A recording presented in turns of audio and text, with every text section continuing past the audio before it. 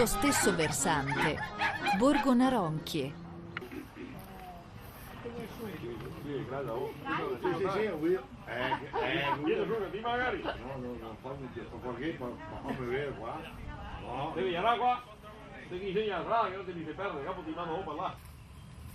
E Borgo Pradalla.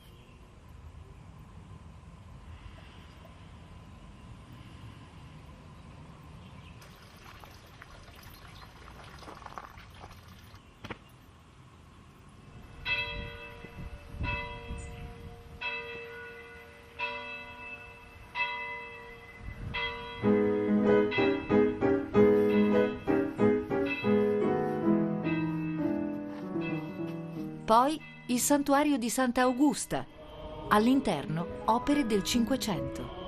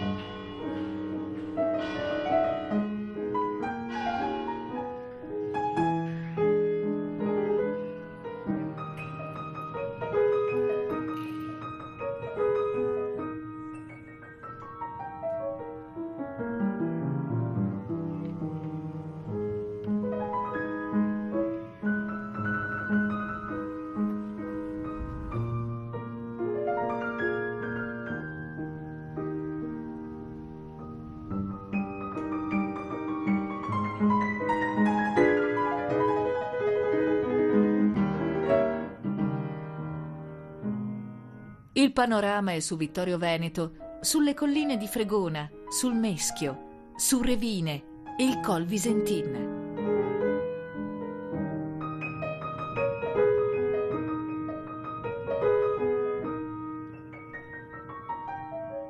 Più su troviamo gli ultimi ruderi del fortizio del re longobardo Matruc, padre della venerata santa, e il sentiero per l'Alta Via.